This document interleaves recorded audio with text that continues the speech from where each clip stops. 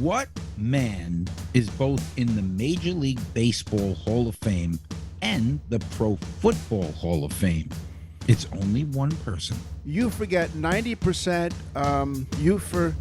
I forgot. Oh, yeah, you forget 90% of your dreams. This is totally useless information with Nick and Roy. Listen, laugh, and learn. We scoured the internet and other sources to gather useless information just for you. And we'll answer your questions in our mailbag segment. And in news from around the world, she got hurt in the yurt. Totally useless information. It's everything you never needed to know.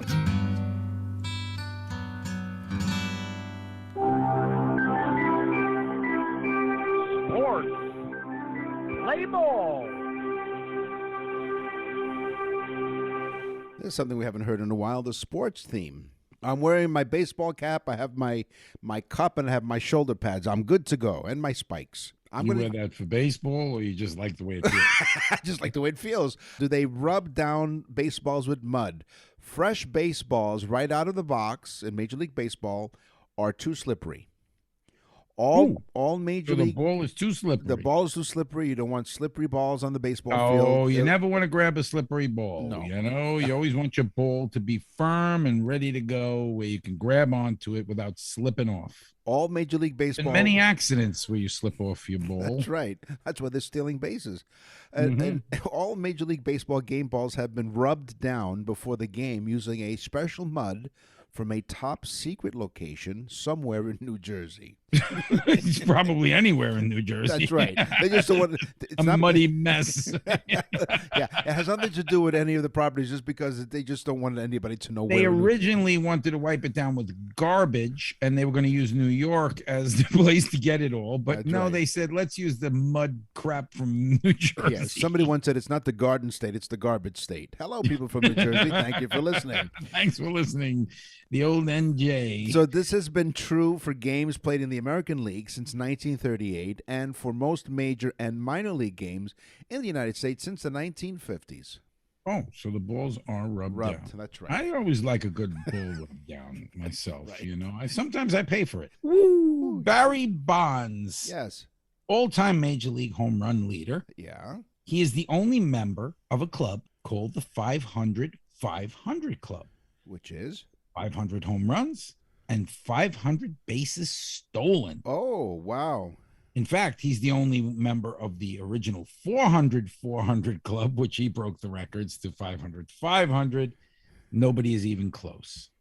That's amazing. That's pretty cool. Mm-hmm. Yep. I'm a huge baseball fan, as you know, and I don't think I've ever heard I'm that a one. huge ball rub fan. But That's right. As long as it's the right type of mud from New Jersey. yeah, I put it all over myself. The Texas That's right. They don't self-rub their balls. My gosh. Like a little face mask, a little ball rub. To have someone else do it for you. Again, that's what you pay for. In the American League, there's the Texas Rangers Baseball Club. Their baseball stadium, when they built the ballpark, they created the field dimensions, because every baseball, here's a bonus fact before I get into my fact here. So You get into something because I'm lost. every baseball diamond has different dimensions, unlike other sports, because a football field is the same dimensions, the width and the length, right? Okay. Hockey, the same thing. It's the same width and the same length, NHL. And same thing with basketball courts. Baseball is probably one of the only sports where it has different dimensions. So every ballpark has different dimensions in terms of where the fences are for you to hit a home run. Well, the Texas Rangers, this is how it all ties in. You follow me here now? I'm getting you, Nick. I'm getting That's right. Yeah, If I'm you with could- you. So the playing field dimensions were created to honor iconic players and moments from Texas Rangers history. So other ballparks, as mentioned, like they have 400 feet to straightaway center field. That's just how they did it. But in the case of the Texas Stadium, the left field foul pole is 329 feet in honor of Adrian Beltre, who wore number 29. Oh, wow. Left field seats were 334 feet in honor of Nolan Ryan, number 34. Mm-hmm. The right center field power alley is 374 feet in honor of the 1974 turnaround gang. It's when the Texas Rangers came back. And mid center field is I don't care. Yes, that's right. And finally, the distance behind home plate is 42 feet in honor of Jackie Robinson, who wore number 42. So dimensions of the field. And thank God, male dimensions are different. Otherwise, I wouldn't be so popular with the girl. Nick, thank you for all of that information about ballparks. Yeah, see, now you know. Listen, laugh, and learn. Thank God, folks, we have a rewind button so you can make some heads or tails out of that. In 1935, Jesse Owens broke 3 world records. Okay. He broke the record for the 200-yard dash. He broke the record for the 220-yard hurdles and the world record for the running broad jump. Plus, he tied for the world record in the 100-yard dash. Now, that's amazing in itself. He broke 3 world records. Here's the amazing part. He did it all in one day. Wow. But even more amazing, he did it all in 45 minutes. Oh, get out. Really? In the German Olympics right in front of Hitler. He was running. Can you imagine? You talk about sticking it in, stabbing a knife in your back and then hanging your raincoat on it. So up here in Canada, we have a horse race called the Queen's Plate. The Queen's Plate was Canada's oldest thoroughbred horse race, having been founded in 1860. It also is the oldest continuously run race in North America. The late Queen Elizabeth's 4th and final visit to the race was early July in 2010. Wow. Okay. At least that was something that we could understand. Nick, thank you. That whole thing about the Texas ballpark was a 5th dimension of sight and sound. Yeah, I know. People that were stoned were like, what? No, they understood what I meant. Exactly. They were like, 326, man. Okay. Hall of Fame pitcher Gaylord Perry. Yes. Major League Baseball great. Yep. He stated, quote unquote, they'll put a man on the moon before I hit a home run. Right. In 1963, he said that. 6 years later, just hours after Neil Armstrong put a foot on the moon, No. Perry hits his first home run. How cool is that? That's a write down. That's one of the ones you're going to write down from this show. It is. Wow. So he said it in 1963. Of course, 6 years later, 1969, Armstrong walks on the moon. A couple hours later, there's a game, and Perry hits the home run. Wow, cool. He showed them. That's right. Win, place, or show in a horse race. What does that mean? Win, place, or show. It's regarding bets. They provide the most simplistic and straightforward betting opportunities in horse racing. So this is going to be easy. Why is it so confusing then? No. Why doesn't anybody just know it? First, second, third. So that would have been the most simplistic, but Nick. You trying to show me something? So when you choose a win bet in a horse race, you're selecting the horse to win the race outright. Come first, no problem. Okay. Right. When you choose a place bet, you select the horse to finish in the top 2 positions. The top 2 positions. I only want him to finish one. Right. No, second. But see, here's the thing though. If you bet to win and your horse doesn't win, you lose the bet. But if you place a place bet and your horse comes all right, folks, we're changing the name of the show to the Totally Confusing Information Show. Win, place, or show. And if you want a show bet, you yes, select the show? horse that needs to finish in the top 3 positions for you to receive a payout, okay? Yeah, It's so just like the old show app. Which way to go? Showed him how to follow the first 2 people that won. Yeah, but don't follow too closely behind a horse. So, do you remember the Abbott and Costello bit where they went to the racetrack? Yeah. And they would place all kind of bets? And He said, they're off. I bet on the first. I bet on the horse, and then they go, and they're off. The race is over, and you lose. And he throws his tickets up in the air. I love that one. Yeah, Abbott and It's the Costello. best. Go look it up if you don't know what we're talking about. Here's my teaser, guys. Yes. And I know that people are listening in for this. There is only one person that's in the Football and Baseball Professional Hall of Fame. Huh. And I've never heard this guy's name before. His name is Cal Hubbard. Cal Hubbard. So I dug in deeper because it just said that there's only one person in the Football and Baseball Hall of Fame. His name is Cal Hubbard. And I said, who the hell is Cal Hubbard? Right. So I dig in deeper, like we always do. Yeah. And I find his name. He was a football great from 1927 to 1936. So the man played for 9 years. Yeah. And he played for the New York Giants. The Pittsburgh Pirates were a football team back then, not baseball. And the Green Bay Packers. He played mostly for Green Bay. He is known to be a Hall of Famer for Green Bay. But here's the really interesting thing. He gets into the Major League Baseball Hall of Fame for being an umpire, not for playing. Wow, really? Yes, so he was an umpire who became the supervisor of all Major League Baseball umpires later on in like the 60s. And so the Major League put him in the Hall of Fame as the greatest umpire of Major League Baseball. So Cal Hubbard was like this cool umpire guy. But then I dig even deeper and I find out something even more, that the stupid statement that got me to dig in the first place. Yeah.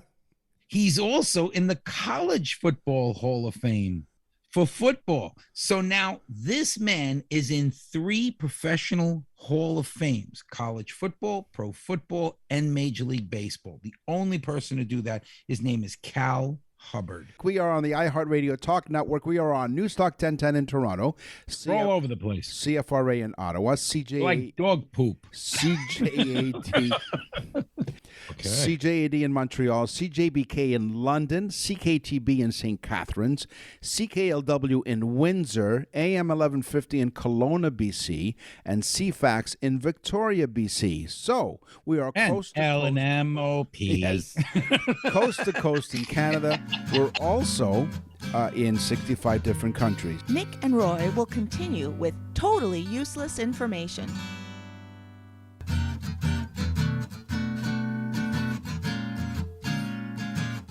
Totally useless information with Nick and Roy continues. Listen, laugh, and learn. Most dreams are mainly pictures, speaking of pictures, or multiple snapshots. We think of dreams as like this movie, like a video.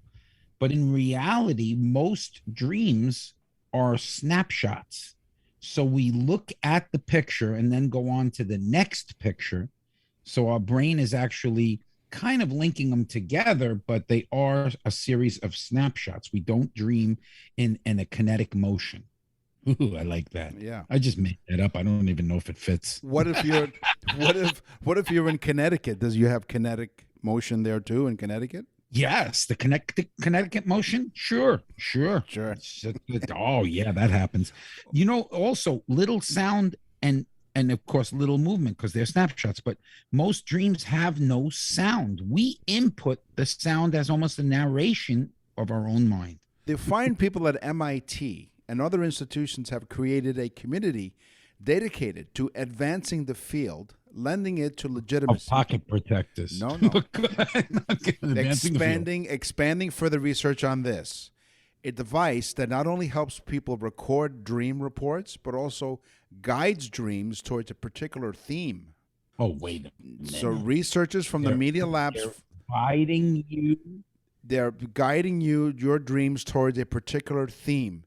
Researchers from Media Labs Fluid Interfaces Group introduced a novel method called TDI, Targeted Dream Incubation. This protocol, implemented through an app in conjunction with wearable sleep tracking. I have HK dream, and that's Heidi Klum. Of course you do. Yeah, that's the only thing. Wait a minute now, Nick. I've got to stop you because this is upsetting to me. Why? They're literally steering our dreams. So what they do is it's an app that they have, and then they make you wear these sleep tracking devices. Not only helps record dream reports, but it also guides dreams towards particular themes by repeating targeted information at sleep onset, thereby enabling incorporation of information into dream content. I don't like this at all. This is getting me scared. It's like Facebook knows everything about you. Now they'll just, and with you, it's easy, Nick, because they can stick those things all over your head. With me, it's a little bit harder. They won't stick as...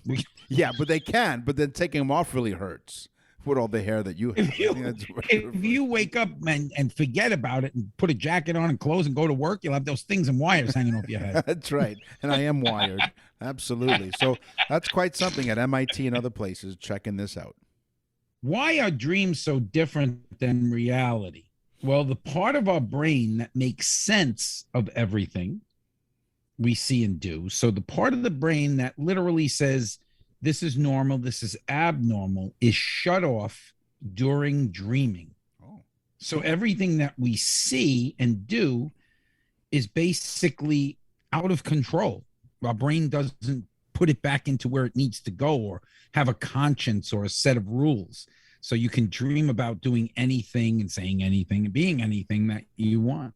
It's your dream. Because Otherwise, your brain would kick in and say, right, your brain would kick in and say, but now we're going to have things attached to our heads that'll tell us what to be. This is no good, Nick. So here's a dream that you're hanging out with a celebrity, any celebrity. Now, which celebrity, Roy, would you dream about hanging out with? I don't know this answer, so can you enlighten us? Close call here between Heidi Klum and Michelle Pfeiffer. Oh, another one, Michelle Pfeiffer. Yes, Okay. close call. In fact, when I got married, I said to my wife, we were discussing this the other day. Right. If there's one person that you would be able to sleep with, knowing that your wife knows that, Right. I said at the time, Michelle Pfeiffer. Okay. But you changed it to Heidi Klum. And do you have one, Nick? If the celebrity cameo feels random, there's still, yes, I do. Marissa Tomei. Who would it be? Marissa Tomei. Really? Yeah. Wow. Okay. See, folks, now we got a little inside the twisted mind of Yeah. Nick. And it How, took, albeit the size of a pea. see, those sleep devices attached to my head, you know, there's a good reason for it, right? So if the celebrity cameo feels random, there's still a reason they're hanging around your subconscious. Ultimately, there's something about that person. Ask yourself, what is it about this person that relates back to you? If it could be a movie that you're in, a song of theirs, anyway, you're involved in the celebrity's life and they're involved in your life as well. All right, we have about 1 million listens per show. Probably 999,000 people are confused at this point. Right. People who sleep face down, remember the teaser? Yeah. Well, people who sleep face down dream about sex, Oh. mostly. By the way, it's very hard to dream about sex while you're on your back. But they also dream more about other things. And here they are: being locked up Oh. in jail, Okay. being naked, or just a day on the driving to work for me, Yeah. being smothered or suffocated, That's interesting. Okay. and the last one, swimming. You could be swimming naked while you're cooking breakfast in the backseat of your car. By the way, if you're dreaming about you're standing on a cliff and you're about to fall, okay, it's associated with the feeling that you're out of control, very much like this program, or overwhelmed. They may relate to feeling unsupported and insecure. If you dream of falling due to the floor coming out from under you, even though there may be a general interpretation of falling, what is most important are the particulars for the person that's dreaming. So it's still a sense of uneasiness because if the floor falls out under you, man, it's like those cartoons. The floor falls out from under you and then you just go down the cliff. Yeah. You know those things where you never have to say you're sorry? Yes? Well, get ready for this one. Uh-oh. You know sleepwalking, right? Yes. Some people get up and walk around in their sleep. Well, there's men and women who engage in sleep sex, which is also called sexomnia. Sexomnia. Okay. Okay. Sexomnia. Now, sexomnia, we discussed this once on the show, but I need to add to this because these people actually engage in intercourse. Okay. So they're engaging in intercourse. Now, I looked deeper into the study I'm sure to you see did. if they had to find another sleeping person to do this with, Mm-hmm. but it didn't say. So technically, you can engage in intercourse with a person who's completely conscious at the time and never have to say you're sorry because you could say, it's the sexomnia. Right. It wasn't me. So you're implying that sometimes during a sex session, One of you is conscious and the other one isn't? Probably most of the time. My wife would probably rather be unconscious at the time. When you've dreamed that you've lost your voice or your mind, or you can't cry for help, this may be not just be a dream, but it may be a result of sleep paralysis. Ooh. During REM, rapid eye movement of sleep, the sleep cycle during which we dream, our bodies experience REM atonia, a natural paralysis during the REM cycle. Physiologically, we are paralyzed during REM sleep to prevent our bodies from acting or moving while we dream, unless of course, you're dreaming sexomnia. That's a different story. Well, that's why I like my female partners to have sexomnia. This way they can't scream either. Right? Scream for help. People who experience it stops the cops from coming to the house, but people who experience sleep paralysis usually wake up before the REM cycle is complete. So that's really interesting. So during the REM cycle there, it's sleep paralysis, and that's why you lose your voice and you just can't cry for help. You're listening to Totally Useless Information with Nick and Roy. We thank you very much for joining us. Revisit our brand spanking new, freshly painted, freshly designed website. Don't excite the people, Nick. Don't excite them to go to nickandroy.com. Yeah, check it out. It's really spiffy. You'll still get to hear the over 100 episodes there. If they don't go, Nick, they'll never know what it looks like, the whole new website at nickandroy.com. That's right. And then they can't tell their friends. nickandroy.com. Down the garden path with Nick and Roy. Here's my teaser. The Brazil wood tree. It's known for its red-colored dye. Brazil is the only country in the world that is named after this tree, the Brazil wood tree. Nick and Roy will continue with totally useless information. To access the full library of episodes, visit nickandroy.com. That's nickandroy.com.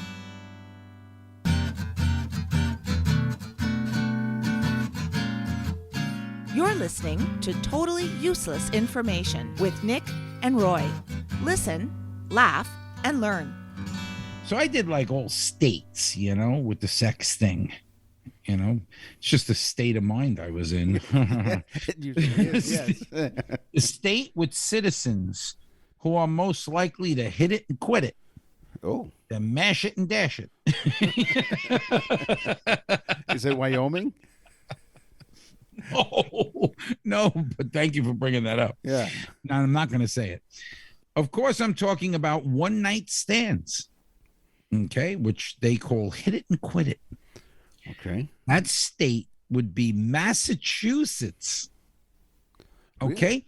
Men in Massachusetts run away from women after sex faster than a Kennedy from a submerging car. Whoa, allegedly. Wow. Yeah. Check out. Yeah, no, really. They are the state with the most one-night stands, Massachusetts. And again, by far, just like Wyoming. So hold on to this. According to one study, 51%. You hold on to it. I don't know what you're going to say. That's right. You hold it. It's yours. Unless you're, of course, Japanese. According to one survey. Yeah, use these tweezers. Maybe that's why they use chopsticks. According to one survey, 51% of respondents said they could go longer without sex than they could go without coffee. Well, I agree with that. 58% said they drank coffee to relax, and 53% of the respondents said they experienced nostalgia for a place that they traveled because of a cup of coffee they enjoyed there. Really? So they remember.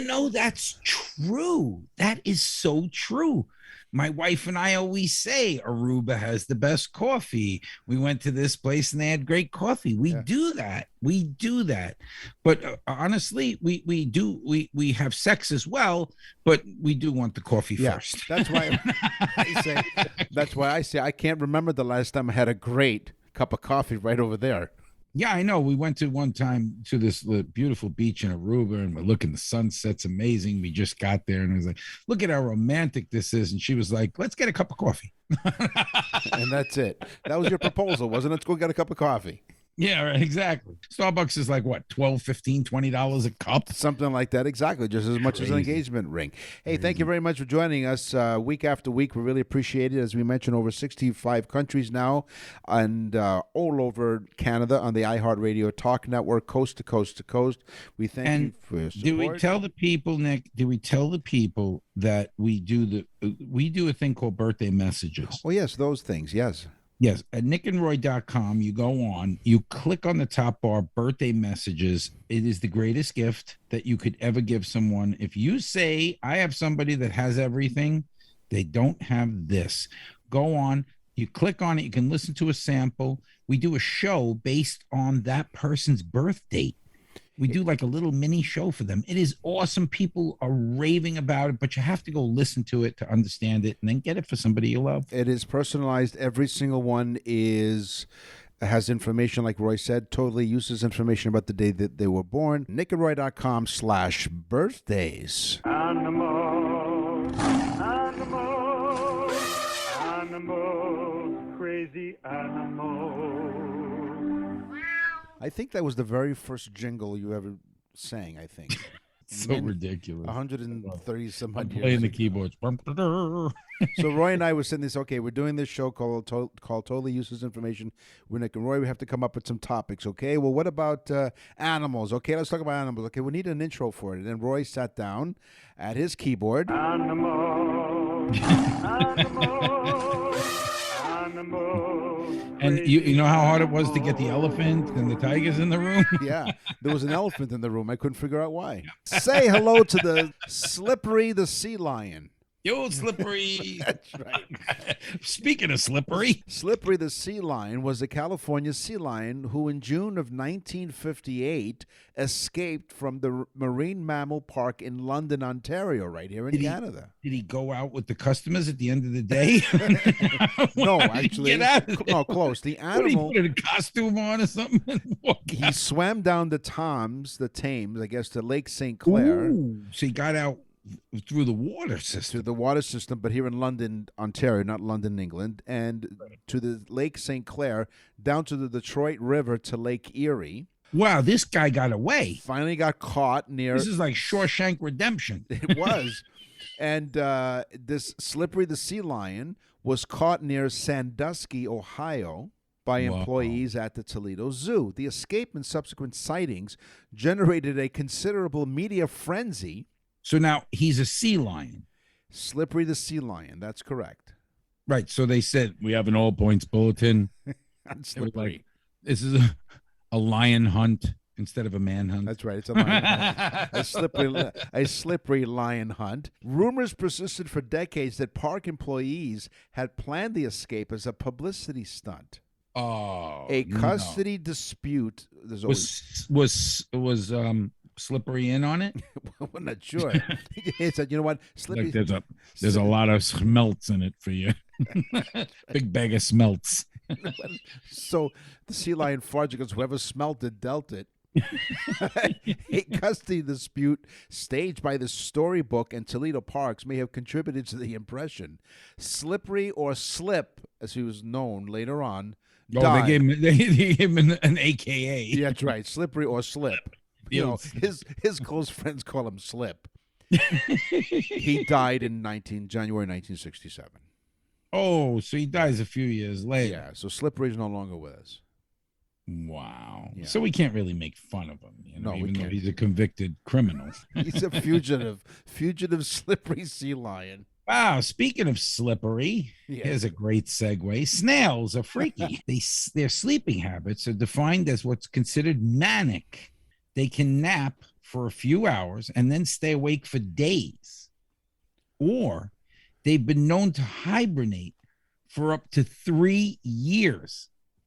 They go inside their shell, they create this mucus thing, and they hibernate inside the shell for 3 years. Right. Now, what I'm thinking is they're probably stocking up all kinds of food inside that snail shell. You know, we don't see it, but they're stocking all kinds of stuff up in there, and then they lock the door for 3 years, and when they're done, with their provisions, they come back out. That's right. They get a little pantry in there. Sure. Yeah. The Octopus Inc. because Yes. octopus has ink, is actually a combination of melanin and mucus. Melanin, The combination is the, stored. the stuff that makes people have color. That's right, and mucus. This combination is stored in a series of sacs and released from the same siphons through which octopuses expel waste. So they shoot the ink out of They shoot the ink out of the sphincter. the old pie hole. Right. The color of ink expelled depends on the species of the cephalopod. The cephalopod. Yes, Easy for you to say. exactly. So the ink is a combination of melanin and mucus. That is interesting because, you would think that having that ink, which has that heavy dye in it, that the octopus would be a more brighter color. They're usually very bland looking. Right. It's probably because they're shooting all their melanin all over everybody else. Owls, Nick. Who? Owls. Oh, that's who. Okay. They're freaky animals. They stand up in trees with their lollipops, licking on their Tootsie Pops. No. Owls are crazy. They pull a Linda Blair. They can spin their head 270 degrees. Oh. So they can see behind them without moving their bodies. They're very stealthy little Buggers. owls. Yes. Yes. Owls. Okay. Johns Hopkins University Yes. did research on owls because they got nothing better to do. And they found that in the back of the owl's head, they have arteries that double arteries so that when they turn their head 270 degrees, they can use the other arteries to get the blood to flow to their brains. Oh. And then when they go back to normal, those secondary arteries will then give blood. Crazy. So they have redundant arteries so they can twist their head around. So Linda Blair just had pea soup. right. Is that why they keep asking? You said it was redundant. Is it because they keep asking who? Yeah. Well, he spins his head around. He's like, your mother sews socks in hell. Nick and Roy will continue with totally useless information.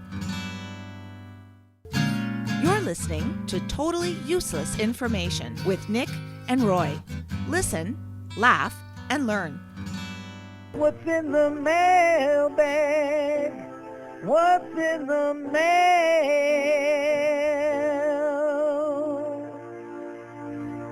mail? Molly Hey, is in Molly. the mailbag Hey, Molly. from Tennessee.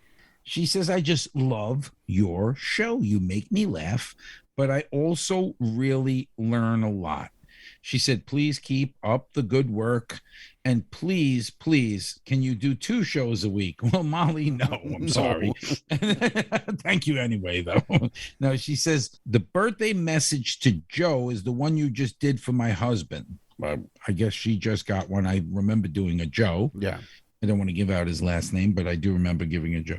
She says he was so excited he literally played it on the phone to his friends. So, this guy was running around with his cell phone on a landline. Yeah. Joe's 80. And then she says, go Titans, because she's from Tennessee, there you Tennessee go. Titans football team. So go Molly. Holly. So Molly and Holly. Wow, Molly and Holly. Molly and Holly. I wonder if her sister's name is Ivy. Holly from Omaha, Nebraska writes, Dear Nick and Roy, we are really enjoying your show every week. You always put a smile on my face. I notice that when I listen to you while I'm walking my dog, people wonder why I'm smiling. Cool. And I'm not telling them. Well, no, do tell them. No, tell them that you're listening to nickandroy.com. I hear the expression, it's like finding a needle in the haystack. Has she been to Wyoming? Do needles really exist in haystacks? Well, thanks, Holly. Yeah. Well, the expression finding a needle in a haystack is nearly 500 years old. The earliest written record of the expression goes back to 1532. Thomas More published a series of works around the time with a variation of the expression to go looking for a needle in a meadow. In other words, it's a way of saying you're having really a tough time finding something. On our website, nickandroy.com, you have opportunities to send your loved one a birthday message, and now, brand new for a brand new year, anniversary messages. People are flipping out. And by the way, it's the people that forced us into doing the anniversary message.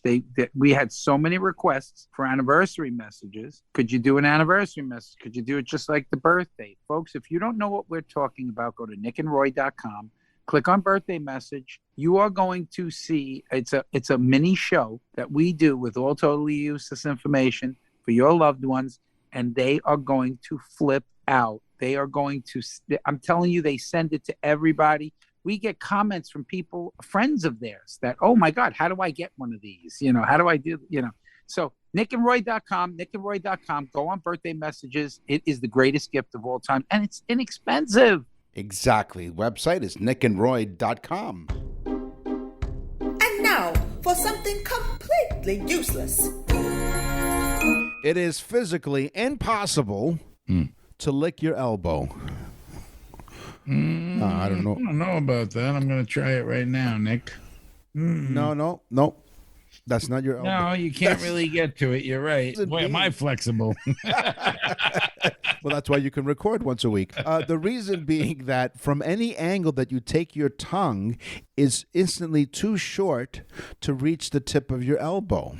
Yeah. Now, I know there are some people out there who are double jointed and they're contortionists. We're talking about the average, ordinary person. Hey, today on the show, we talked about sports. We talked a little bit about sex, including in Wyoming. It's time for the news. And now, from around the corner and around the world, this is TUI News.